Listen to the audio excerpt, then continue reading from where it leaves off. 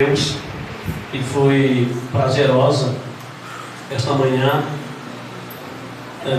justamente porque a graça de Deus manifestou-se como hoje também, dado o recinto consagrado, este ambiente plenamente oxigenado pela presença de Deus. Naquela manhã Deus também fez-se presente e foi impactante.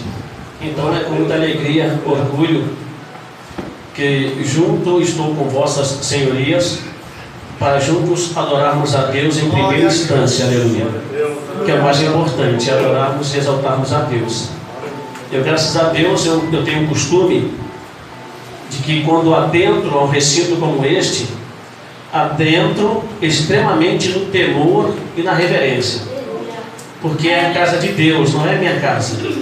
E peço a Deus, em toda e qualquer reunião que façamos, que Ele, presente Ele já está, mas que não apenas esteja presente, estático, mas que manifeste a sua presença, que se faça notório entre nós. Porque eu e vocês somos pentecostais, mas ansiamos e anelamos, vivemos num constante afã de termos os sintomas da presença de Deus. É disso que vivem os pentecostais, né? E graças a Deus hoje não tem sido diferente, pelo menos na minha concepção, aleluia, não tem sido diferente. Amados, eu gostaria de ler com vossas senhorias o texto que foi extraído do tema para esta noite, em 1 Coríntios capítulo 2, versículo de número 9. Eu prometo que farei um esforço para não enfadá-los. Não os enfadarei. 1 Coríntios capítulo 2, versículo 9 é o texto onde fora extraído o tema para esta campanha que se inicia hoje. E durante 7 sextas-feiras, os ilustres e digníssimos irmãos estarão aqui para buscarem a Deus, invocando o seu nome e tendo sido respondido, ou Deus respondendo às vossas orações, vossos clamores. Diz assim o texto: mas, como está escrito, as coisas que o olho não viu e o ouvido não ouviu e não subiram ao coração do homem, são as que Deus preparou para os que o amam. Amém, amados? Podem tomar vossos assentos, ilustres. Obrigado pela receptividade. Também não posso deixar de agradecer a Deus por mais um dia de vida, e como eu agradeço a Deus por mais um dia de vida, por todas as bênçãos advindas de suas mãos, por essa oportunidade de estar aqui e por esta responsabilidade que pesa, e pesa muito, ministrar, atuar como arauto deste oráculo tão sagrado. Não é fácil. Eu sinto uma necessidade extrema de ser coerente e competente com relação ao texto e à igreja, que infelizmente toda ela, por mais calçada e estruturada que esteja, bíblica e teologicamente, nunca deixará de ser uma massa manipulável. Glória a Deus. Infelizmente, o pastor ensina, o pastor prega, mas sempre há quem erre, sempre há quem tropece, por mais que o pastor ensine, e sempre há quem seja iludido ou iludido, manipulado.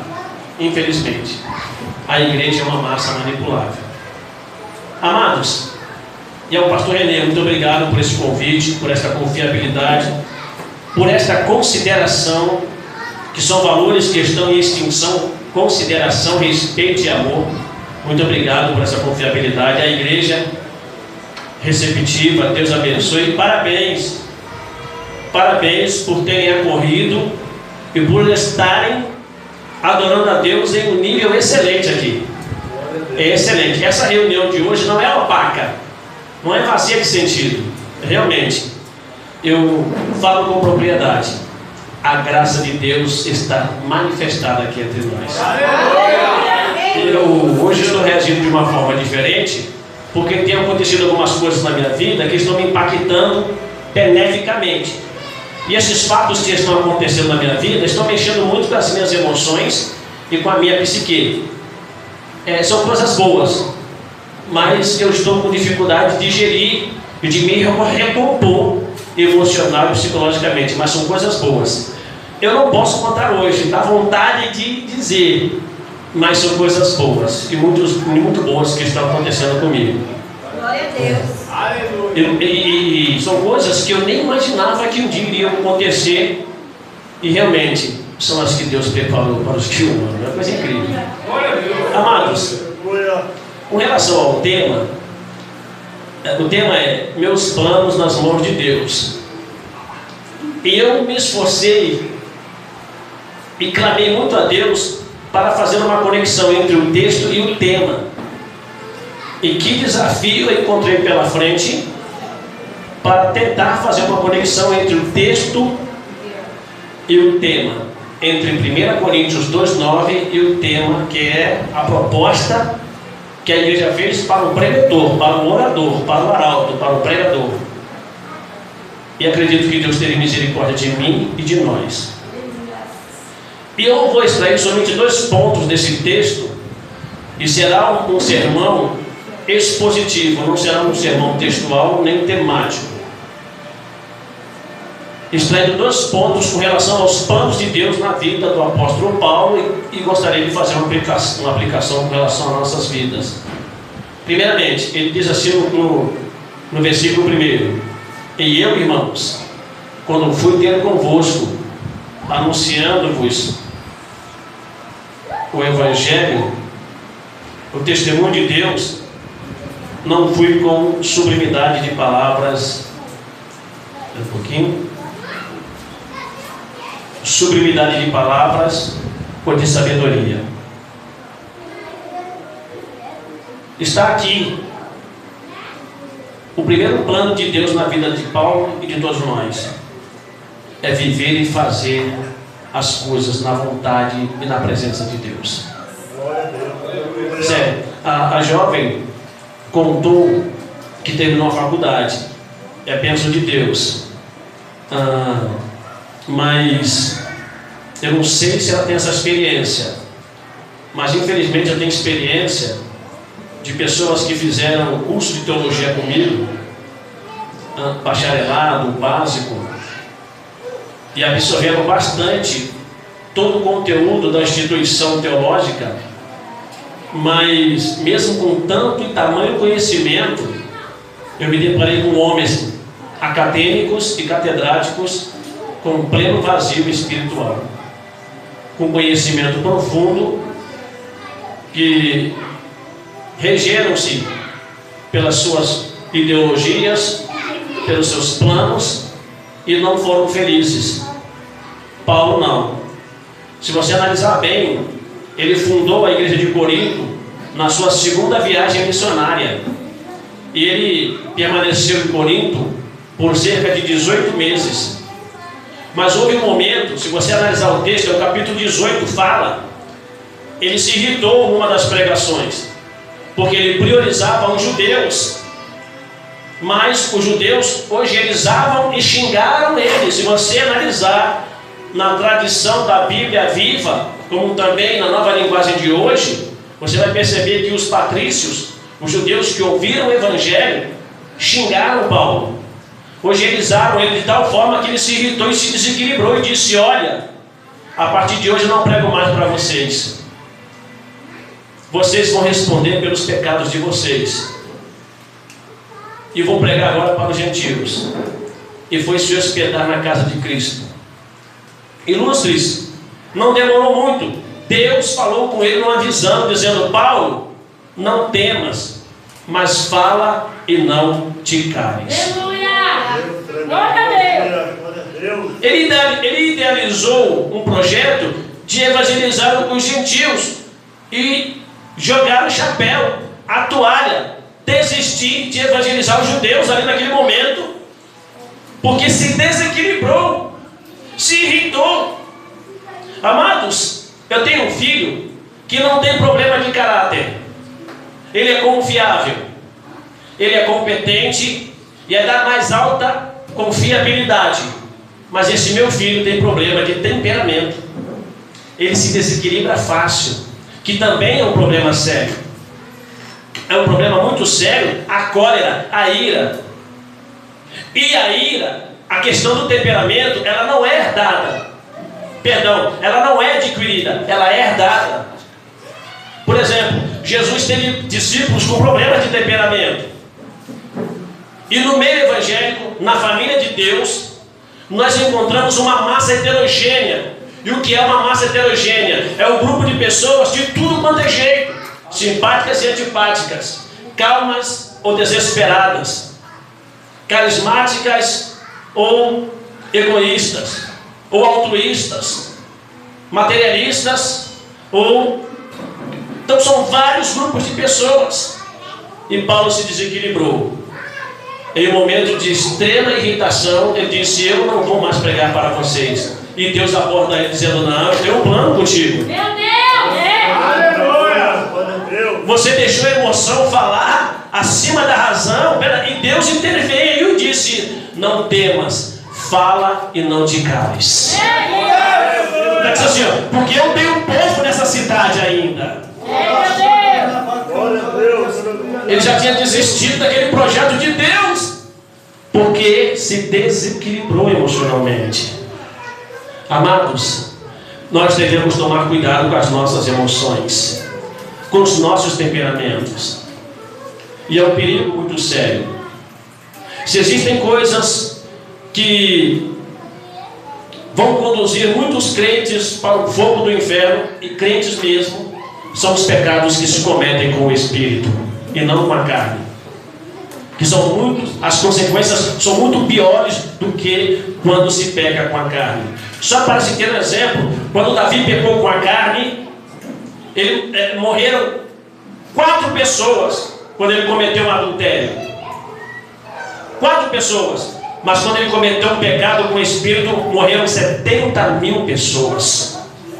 Pastor, eu ainda não entendi o que o senhor está falando. Deus, mais adiante, olha o pecado que se comete com o Espírito. Paulo disse: para que eu não me exaltasse, Deus colocou um espinho na minha carne. Desequilíbrio emocional, egoísmo, arrogância, soberba. E cá para nós, Corinto era uma cidade intelectualmente arrogante, materialmente próspera e moralmente decaída. E os itinerantes que perpassavam pela Grécia, por Atenas, por Corinto, eram filósofos que angariavam discípulos, que se expressavam numa esplêndida retórica e oratória, que eram considerados semideuses, demiurgos. E os cristãos de Corinto queriam e exigiam que os pastores tivessem o mesmo estilo. Por que meu pastor não prega como Sócrates, como Platão, como filósofo, como Aristóteles? Por isso que Paulo fala: eu, quando fui até vocês, eu não fui com sublimidade de palavras persuasivas. Porque às vezes o orador se expressa bem, numa boa retórica e oratória, numa linguagem clássica, sem regionalismos, numa norma culta da língua portuguesa, e explicando bem, mas não passa do campo da intelectualidade. Ele é apenas um intelectual, é apenas um acadêmico, e ele quer aparecer, ele quer o glamour. Ilustres, deixa eu abrir um parênteses para falar uma coisa importante aqui. Na igreja de Deus, quem deve brilhar sempre é a pessoa bendita do Senhor Jesus,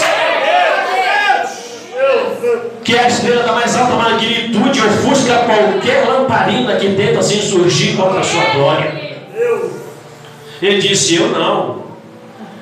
Eu entendi e atendi. Eu tive e tenho discernimento e perspicácia espiritual aguçada para entender o que Deus quer comigo. E foi desenvolvendo a sua argumentação, dizendo: sabe como é que eu fui até vós pregar? Paulo falando para a igreja de Corinto, a igreja ansiando e anelando pelos filósofos,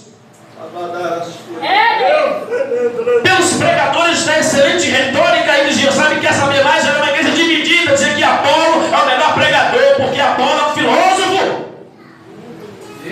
Paulo disse: olha, a minha pregação não consistiu em palavras persuasivas de sabedoria humana, mas em demonstração de espírito e de poder.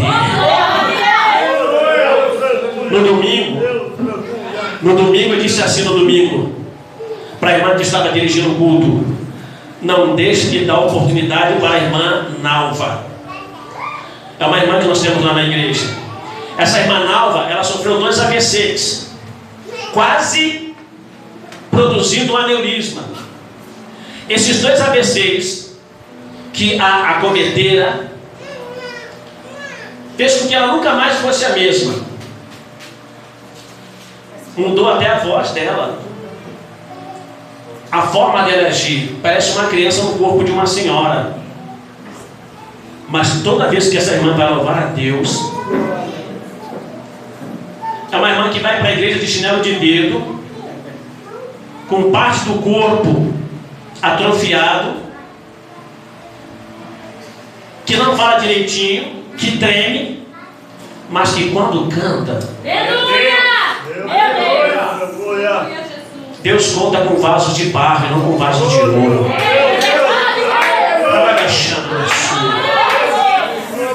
Deus conta com vaso de barro, porque a excelência está no conteúdo que Deus coloca no vaso de barro. E quer saber?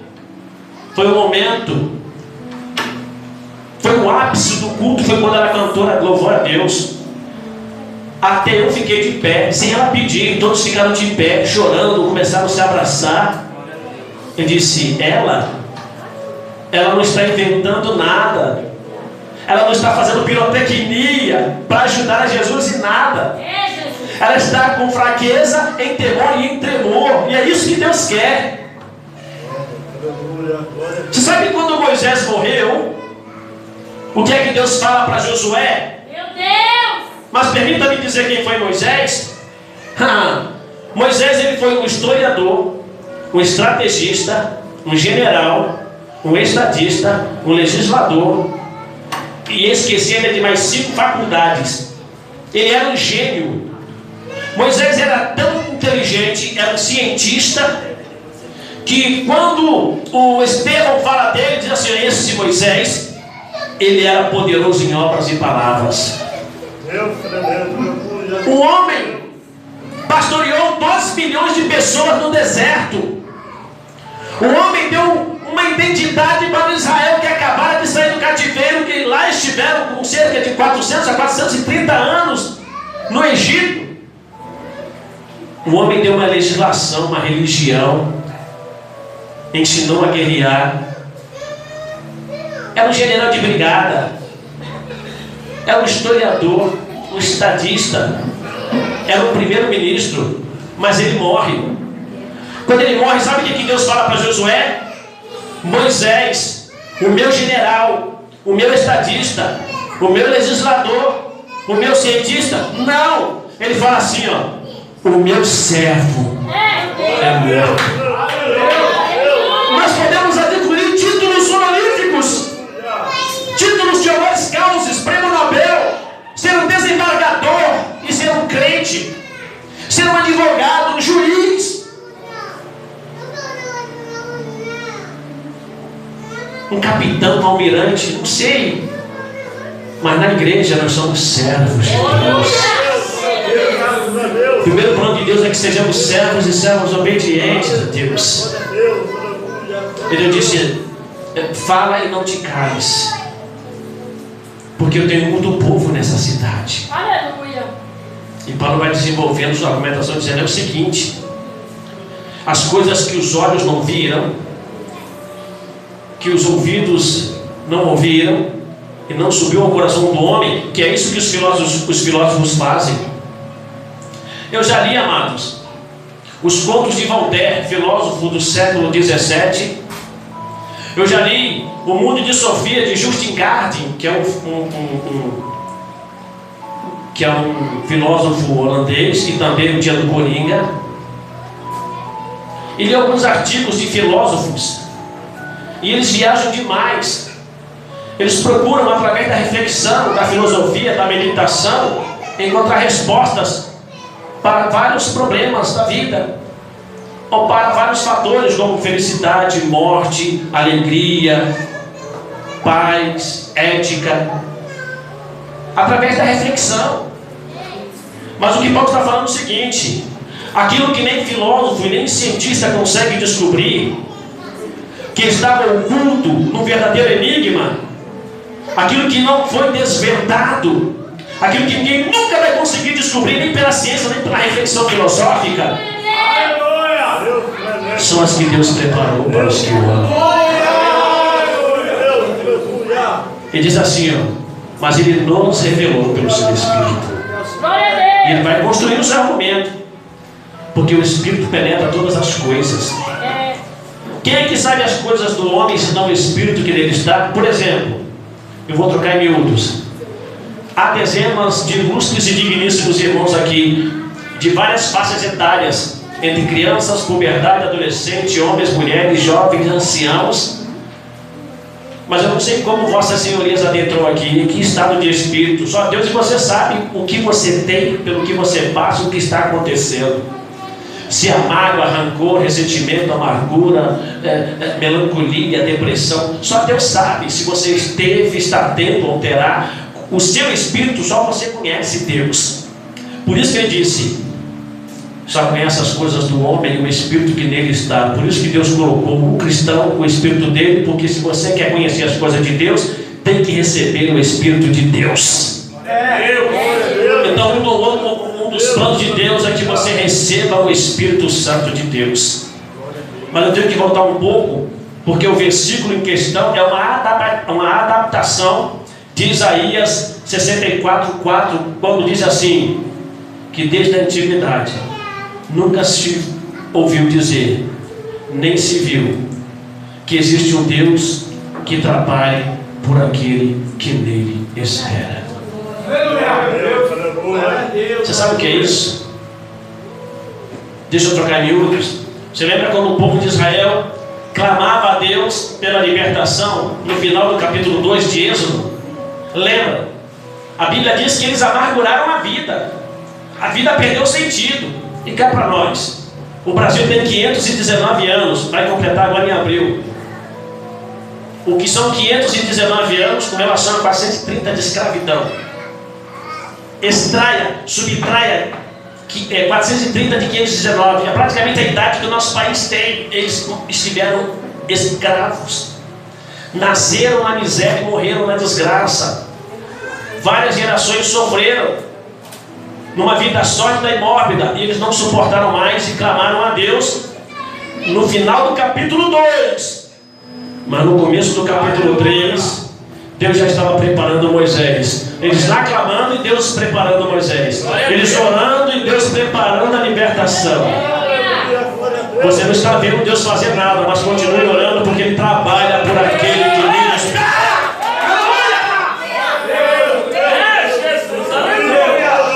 E para fechar, que eu prometi que eu não vou enfadá-los,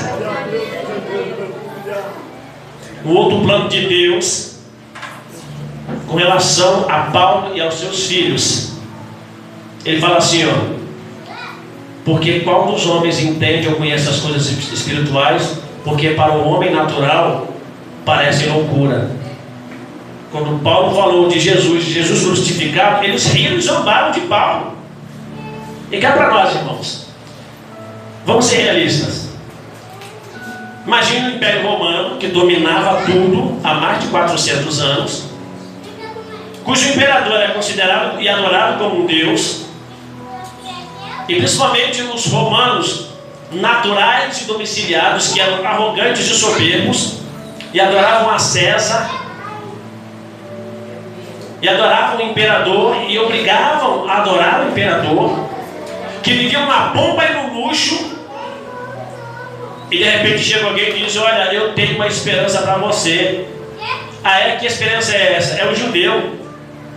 Como assim o judeu? Ele nasceu pobre, filho de carpinteiro e morreu na cruz. O quê? Quer dizer que você me fala para mim de um judeu que era pobre, morreu na cruz, que é meu salvador? Eles zombavam, eles riam. Era loucura uma mensagem dessa. Eu tenho nada a dizer: olha, A nossa esperança vem de um homem que nasceu pobre, foi colocado numa manjedoura, era filho de carpinteiro e ainda morreu na cruz. Meu Deus! Você está louco. Eu prefiro César.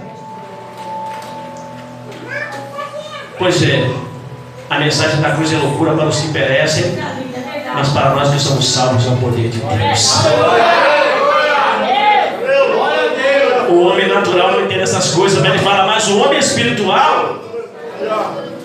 E nós encontramos na Bíblia 3 classes de homens: o homem natural, o homem espiritual e o homem carnal. Mas o plano de Deus para a sua vida é que você não seja nem natural nem carnal, mas seja espiritual. E eu vou fechar aqui. Na mesma epístola, no capítulo 1, no versículo 1 e 7, ele fala assim, ó, vós, para a igreja de Corinto, vós fostes enriquecidos com toda a palavra de Deus. Versículo 7. E vocês receberam todos os dons ilustres. Se existe uma igreja que eu queria congregar, era Corinto. Uma igreja enriquecida com a palavra e com todos os dons espirituais. Às vezes, numa congregação como essa, nós encontramos só 2 dons espirituais. 3, às vezes 1. A igreja de Corinto foi congratulada com todos os dons espirituais. Então essa igreja era uma mega igreja. Independentemente da sua condição física, da sua arquitetura, no conteúdo que havia nela, dá a entender que é uma igreja poderosa no Espírito. Uma igreja que tem palavra e tem dons, e todos os dons. Eu queria congregar numa igreja dessa. Mas aí, amados, há uma decepção no capítulo 3. Lemos o capítulo 2, mas eu passei para o capítulo 3. Paulo fala assim, ó, eu não posso falar com vocês como espirituais. Vocês são carnais. Mas espera aí, pastor. O senhor acabou de dizer que era uma igreja que recebeu, foi enriquecida com a palavra e que recebeu todos os dons espirituais. No capítulo 1 e no 3, Paulo repreende dizendo que era uma igreja carnal. Pois é, vai entender esse contraste. Mas ele explica: eu não posso tratar vocês como espirituais, mas como meninos, imaturos. E vou dizer por que ele prossegue. Porque havendo entre vós dissensão, inveja e contenda, não sois porventuras carnais. Meu Deus! O mundo é natural, mas o crente, ou ele é carnal, ou ele é espiritual. Fica para nós. Eu não me iludo com quem profetiza, com quem fala línguas, porque nós estamos no meio cristão, nesta cristandade vasta, com bastante pessoas que falam línguas e profetizam, e até Deus usa mesmo, mas eu não entendo como é uma fonte que jorra água doce e água salgada. Um dia desse eu passei por uma irmã para fazer uma visita. Eu disse: a paz do Senhor, minha irmã. E ela, caracteristicamente vestida como uma assembleiana da antiga, disse: oh, meu amado, a paz do Senhor Jesus, Deus abençoe, amém. E dei 15 passos e estava mais ou menos a 5 metros dela, conversando com uma pessoa que eu fui visitar. E de repente essa irmã tropeçou e caiu. Mas ela externou com seus lábios cada palavrão. Meu Deus! Cada palavra chula e esdrúxula. A mesma irmã que disse: a paz do Senhor, meu querido, Deus abençoe, em menos de 5 minutos. Eu disse: mas que fonte é essa, meu pai, que tem água doce e água salgada? Ela está só rotulada, é só embalagem, não tem conteúdo não, Jesus. Meu Deus! No desequilíbrio. É difícil você dar uma topada, se machucar e dizer: aleluia, com glória. Mas cá para nós, realmente, a boca fala que o coração está cheio disso. Mas, pastor Rubem, fecha o assunto e fecha a mensagem com o texto bíblico. O senhor falou da experiência com a irmã, mas eu quero ouvir a palavra. Tá bom, então. Eu vou atender o seu pedido. Paulo disse assim, ó: ainda que eu falasse a língua dos homens e dos anjos Se eu não tiver amor, aleluia! Glória a Deus! Glória a Deus! amados, é de Deus que estejamos na sua vontade, dominados e possuídos e guiados pelo seu Santo Espírito. É de Deus que tenhamos coerência e falemos com sensatez. Eu estou aqui preocupado com a concatenação, centrado na mensagem, para não falar asneira nem groselha, porque eu estou tratando de uma verdade com almas eternas que irão para o céu. Aleluia! Estou aqui na carência e dependência de Deus para dirigir a minha fala. A voz é minha, mas a palavra é dele. Que dirige a minha fala e que a minha voz ultrapasse seus tímpanos e penetre no seu âmago. Que seja o Espírito Santo falando, mas que seja uma palavra espiritual. Infelizmente, nós não conseguimos viver 24 horas na direção de Deus. Talvez nem 5% de todas as nossas vidas. E olha que Jesus ensina: seja feita a tua vontade, assim na terra como nos céus. E nós não conseguimos por falta de discernimento, por não sermos tão espirituais. Os planos de Deus é que estejamos na sua vontade, na sua presença, sejamos espirituais, tenhamos o seu espírito. Porque às vezes fazemos coisas, tomamos decisões e atitudes que não eram de Deus e voltamos a estaca zero, sofremos e reconhecemos que foi um passo que demos em falso. Ir para uma cidade sem direção de Deus porque ficou chateado, mudar de igreja porque houve uma picuinha entre o grupo, deixar de vir para o culto porque ficou chateado com o povo. Olha só que infantilidade, que maturidade, irmãos. Olha só que falta de maturidade, deixar de vir para ele. Mas eu não vou não, eu estou com raiva, eu estou chateado. Mas é para mim, é ele que tem que vir mesmo. Jesus disse: vinde a mim os que estão cansados e sobrecarregados, que eu vos aliviarei. Que sejamos espirituais, maduros são os planos de Deus, e que andemos na sua direção e na sua presença, porque Paulo fez isso, ele andou na presença de Deus. Ele pensou em parar, Deus disse: não, você vai fazer, eu sou contigo, calma. E outra coisa, eu vou te capacitar. Você vai chegar em temor e em fraqueza, mas eu não sou como as empresas, as agências de emprego, que para contratar exige experiência, exige escolaridade, exige capacitação. Eu não, sou diferente. Eu, quando chamo, eu capacito. Eu primeiro escolho, depois chamo. Nunca tire dessa ordem, nunca tire. Ele escolhe, chama, capacita, comissiona. Repito: escolhe, chama, capacita, comissiona.